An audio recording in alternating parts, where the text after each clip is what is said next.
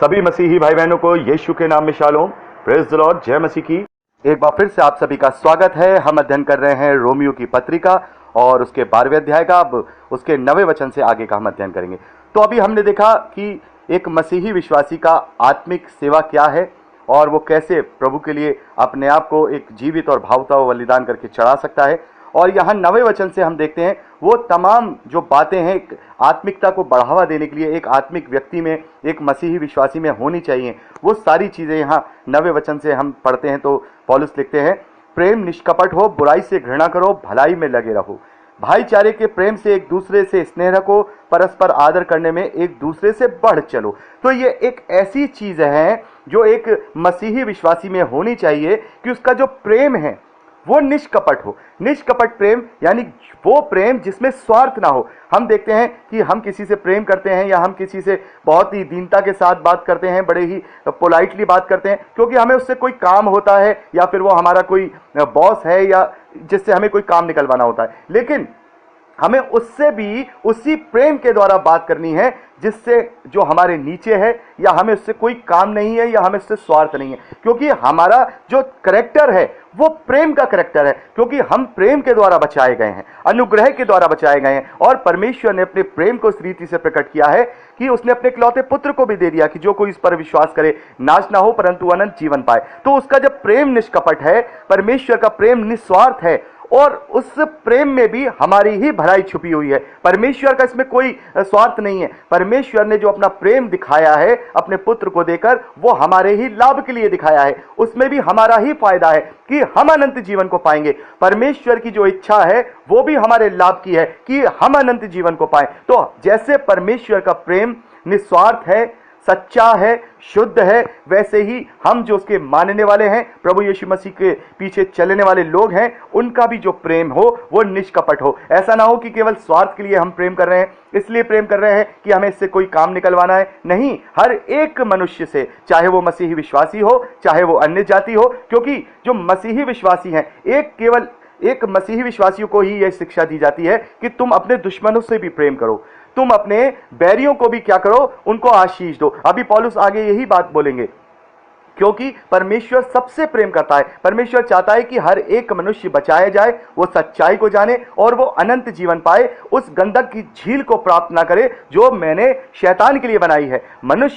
परमेश्वर ने मनुष्यों के लिए गंधक की झील को नहीं बनाया है, परमेश्वर ने मनुष्यों के लिए अनंत जीवन बनाया है। लेकिन हमें अपने प्रेम को इस रीति से दिखाना होगा जैसे परमेश्वर ने अपने प्रेम को निष्कपट और निस्वार्थ रीति से, शुद्ध रीति से, बिल्कुल सच्चाई से हम पर दर्शाया है। वैसे ही हमें भी एक दूसरे के साथ प्रेम में निष्कपट होना है, बुराई से घृणा करनी है। बुराई से घृणा करनी है किसी व्यक्ति से या किसी मनुष्य से नहीं कि उसने पाप कर दिया है, वो पापी है, उससे घृणा नहीं करनी है, उसकी बुराई से घृणा करनी है और उसको जीतने के लिए परमेश्वर का प्रेम उसके ऊपर डालना है ताकि वो उस बुराई से बच सके। तो बुराई से घृणा करो, भलाई में लगे रहो, भाईचारे के प्रेम से एक दूसरे से स्नेह रखो और आदर करने में एक दूसरे से बढ़ चलो। यानी कि ये कितनी जो शिक्षाएं हम देखते हैं मसीही विश्वासियों को दी जाती हैं कि एक दूसरे के आदर करने में एक दूसरे से स्पर्धा करो, यानी कि मैं तुम्हारा ज्यादा आदर करूं, तुम मेरा ज्यादा आदर करो। लेकिन हम क्या देखते हैं,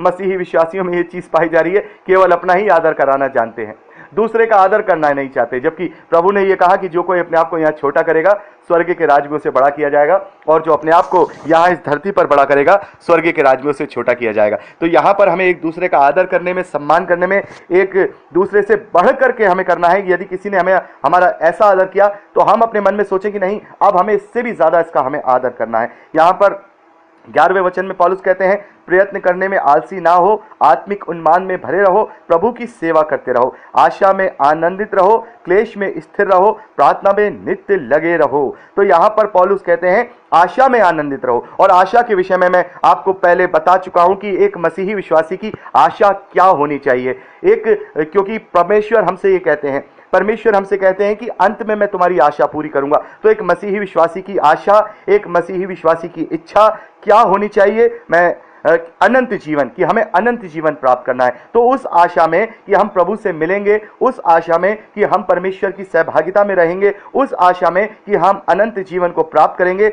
उसमें हम आनंदित रहें। चाहे हमारे जीवन में क्लेश हो, चाहे तकलीफें हो, चाहे हमारे ऊपर उत्पीड़न हो, किसी भी प्रकार से, यहां पौलुस कहते हैं उस आशा में आनंदित रहो जो प्रभु यीशु मसीह में हमें मिलने वाली है। अनंत जीवन जो हमें मिलने वाला है, हम उसमें आनंदित रहें, क्लेश में स्थिर रहें, और इन सब चीजों को बांधने के लिए हम प्रार्थना में नित्य लगे रहें, प्रार्थना हमेशा करते रहें। क्योंकि जो एक प्रार्थना एक ऐसी चीज है जो हमारा संबंध डायरेक्टली परमेश्वर से जोड़ता है। जब हम प्रार्थना करते हैं तो एक तरह से हम ऐसा महसूस करते हैं कि हम परमेश्वर के सामने हैं, हम परमेश्वर की हुजूरी में हैं और अपनी बात को हम परमेश्वर के सामने रख रहे हैं। तो परमेश्वर से प्रार्थना के द्वारा हमारा एक रिश्ता बनता है, एक संबंध कायम होता है उस प्रार्थना से, कि हम जब परमेश्वर से वार्तालाप करते हैं, अपनी बातों को उसके आगे रखते हैं, तब परमेश्वर को हम अपने निकट और अपने पास पाते हैं। इसलिए हमें हमेशा प्रार्थना में लगे रहना है। पवित्र लोगों को जो कुछ आवश्यक हो उसमें उनकी सहायता करो, पनौहाई करने में लगे रहो। यानी कि जो आपस में जो भाई बहन हैं, जो मसीही विश्वासी हैं, उनको अगर कोई आवश्यक हो, यदि तुम इस लायक हो, उनकी मदद कर सकते हो। कुछ अगर मदद नहीं कर सकते हो, इस लायक नहीं हो, तो कम से कम उनके कंधे पे हाथ रखे उन्हें सांत्वना, उन्हें धीरज और उन्हें इस बात का एहसास हम करा सकते हैं कि वो भाई या वो बहन अकेले नहीं है, बल्कि हम सब एक साथ हैं और हम उसके लिए प्रार्थना भी कर सकते हैं। तो यहाँ पर पनौहाई करने में लगे रहो, अपने सताने वालों को आशीष दो, श्राप ना दो। ये बहुत ही कठिन चीज हो जाती है। प्रभु यीशु मसीह ने भी हमें यही सिखाया कि तुम अपने शत्रुओं से प्रेम करो, अपने बैरियों को श्राप ना दो बल्कि उन्हें आशीष दो। और यहां भी पौलुस यही कह रहे हैं कि अपने सताने वालों को श्राप मत दो। तो एक मसीही विश्वासी को ये बहुत बड़ी बात यहां कही गई है कि हम किसी भी रीति से किसी को श्राप नहीं दें, क्योंकि परमेश्वर सबसे प्रेम करता है। ना जाने कब परमेश्वर उसके जीवन में ऐसा एक बीज उत्पन्न करे कि वो उस सुसमाचार को सुनकर अपने मन को फिराए और परमेश्वर के ग्रहण योग्य बन जाए और वो मसीह पर विश्वास कर ले। तो हम किसी को भी श्राप ना दें, क्योंकि हमें आशीष देने के लिए बनाया गया है, हमें आशीष देने के लिए कहा गया है। हम उसे आशीष दें।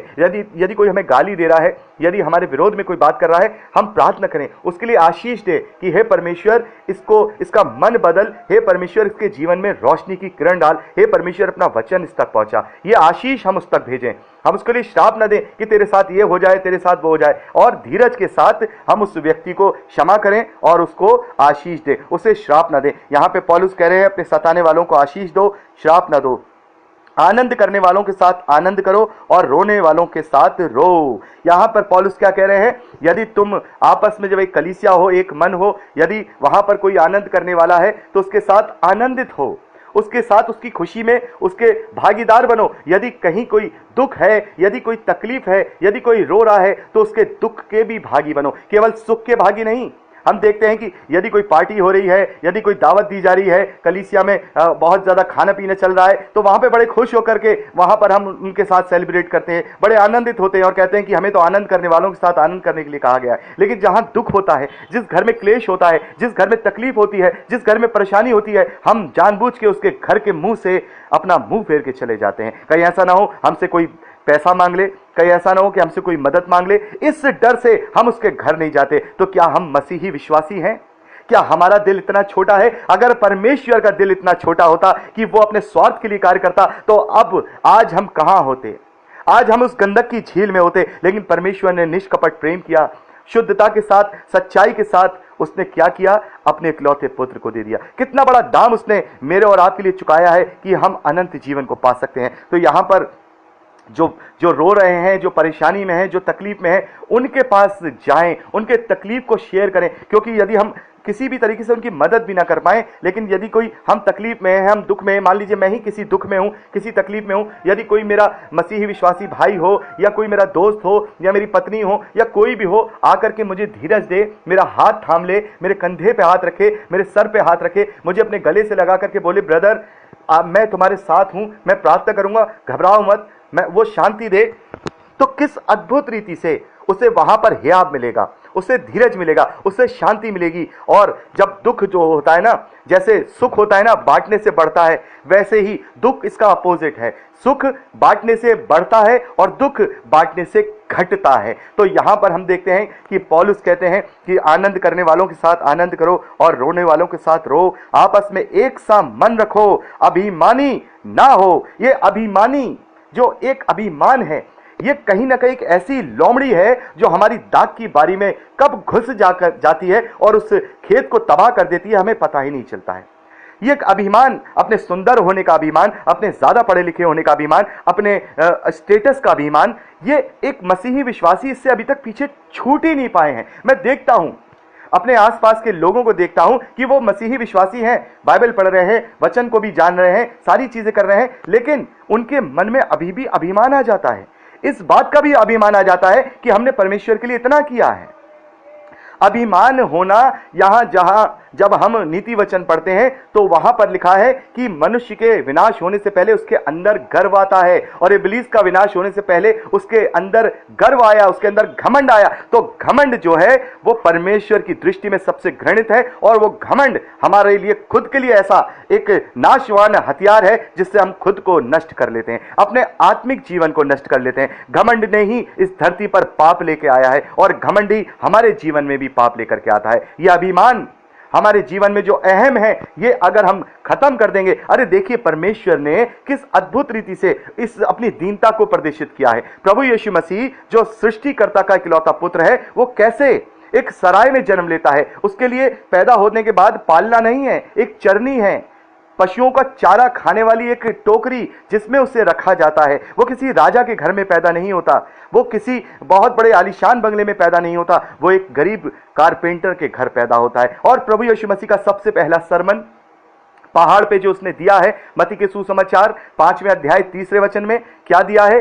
दीन बनो, धन्य है वे जो मन के दीन हैं, क्योंकि वे स्वर्ग के राज्य को देखेंगे। दीन इंग्लिश में पुअर इन स्पिरिट, यानी सब कुछ होते हुए भी हम चाहे प्रधानमंत्री क्यों ना बन जाएं, हम चाहे इस पूरी दुनिया के सबसे बड़े राजा ही क्यों ना बन जाएं, फिर भी हमारी जो स्पिरिट है, हमारी जो आत्मा है, वो दीन हो। दीन का मतलब होता है गरीब होना। दीनता के साथ अपने आप को तुच्छ समझें, अपने आप को कुछ ना समझें, क्योंकि जब अपने आप को हम ऐसा करेंगे तब सही मायने में हम दीन हो जाएंगे, और जब हम दीन होंगे तो हम स्वर्ग के राज्य को जरूर देखेंगे। और एक हमने वचन पढ़ा है मत्ती के सुसमाचार 19वें अध्याय में, परमेश्वर प्रभु यीशु मसीह कहते हैं कि जो धनवान है उसका स्वर्ग के राज्य में करना कठिन है। उससे ज्यादा आसान तो यह है कि ऊंट का सुई के नाके में से निकल जाना। तो वो ऐसा क्यों कहा था परमेश्वर प्रभु यीशु मसीह ने? क्योंकि चाहे हम कितने भी अमीर क्यों ना हो जाएं, हम कितना भी धन अर्जित क्यों ना कर लें, हमें अपने मन का दीन होना जरूरी है। अगर हम अपने मन के दीन हैं तो चाहे हम गरीब हों, चाहे हम अमीर हों, हम परमेश्वर के राज्य में प्रवेश करने के योग्य हैं, और तभी हम परमेश्वर के राज्य में प्रवेश कर पाएंगे। और इसीलिए प्रभु यीशु मसीह ने कहा धनवान का स्वर्ग के राज्य में प्रवेश करना कठिन है, क्योंकि उसके अंदर अभिमान आ जाता है, उसके अंदर से दीनता खत्म हो जाती है, और जब उसके अंदर से दीनता खत्म हो जाती है तो फिर वो ऑटोमेटिकली परमेश्वर के राज्य से वंचित हो जाता है। तो यहां पर अभिमानी नहीं होना है, अपने मन में दीन बनना है। सबसे पहली आज्ञा उसकी यही है, सबसे पहली बात, धन्य वचन उसका यही है कि दीन बनो।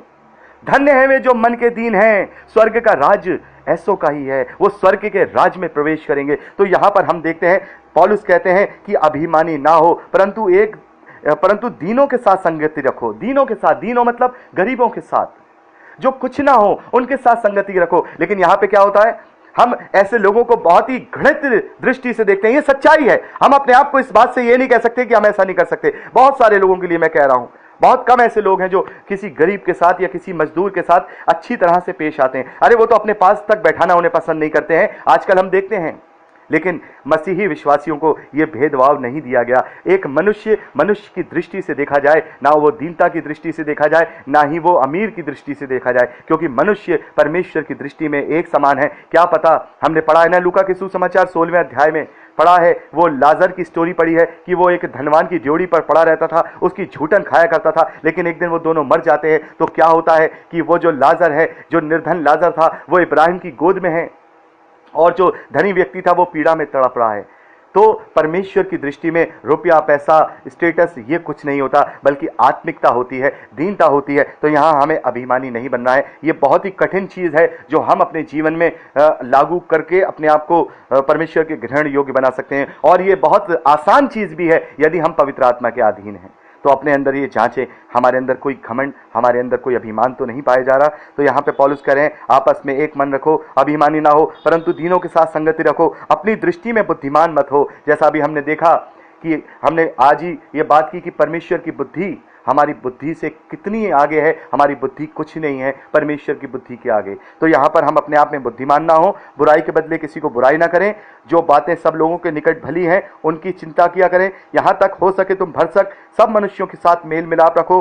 हे प्रियो, बदला ना लेना, परंतु परमेश्वर के क्रोध को अवसर दो, क्योंकि लिखा है बदला लेना मेरा काम है। प्रभु कहता है मैं ही बदला दूंगा। परंतु यदि तेरा बैरी भूखा हो तो उसे खाना खिला, यदि प्यासा हो तो उसे पानी पिला, क्योंकि ऐसा करने से तू उसके सिर पर आग के अंगारों का ढेर लगाएगा। बुराई से ना हारो, परंतु भलाई को बुराई से जीत लो। हालेलुया। तो यहाँ पर पौलुस ने बहुत ही अच्छी बातें कही हैं, इन्हें डिस्क्राइब करने की जरूरत नहीं है, ये पवित्र आत्मा स्वयं आपके मन में डिस्क्राइब करेगा। और मैं चाहूंगा इसको आप रोज नहीं तो हफ्ते में एक बार 9वें वचन से लेकर के 21वें वचन तक हम सब पढ़ें, और पढ़ के अपने आप को इससे जांचें, क्या ये सारी चीजें हम में पाई जा रही हैं कि नहीं, क्या हम इस तरीके से अपने आप को जांच रहे हैं कि नहीं। और यहाँ पर पौलुस कहते हैं यदि तेरा बैरी भूखा है तो उसे खाना खिला, यदि प्यासा है तो पानी पिला, क्योंकि ऐसा करने से तू उसके सिर पर अंगारों का ढेर लगाएगा। क्यों? क्योंकि जब वो इस भलाई के बदले में भलाई नहीं करेगा तो फिर परमेश्वर उसका न्याय करेगा। तो यहाँ पर पौलुस कहते हैं बुराई से हारो मत, बल्कि भलाई से, अपने प्रेम से उस बुराई को जीत लो, और ऐसी आत्माओं को जीत लो अपने चरित्र के द्वारा, अपने स्वभाव के द्वारा, कि तुम उसके लिए, उसकी खत्तों में भेड़े उसके लिए फसल जमा कर पाओ। तो यहाँ पर हमने रोमियो की पत्री उसका 12वां अध्याय कंप्लीट कर लिया है, और यहाँ 4 रिकॉर्डिंग हो गई हैं। जैसा मैंने आपको कहा था कि मैं 5 रिकॉर्डिंग भेजूंगा, तो मैं 13वें अध्याय से आगे की रिकॉर्डिंग करूंगा। प्रभु आपको बहुत आयत की आशीष दे। Praise the Lord.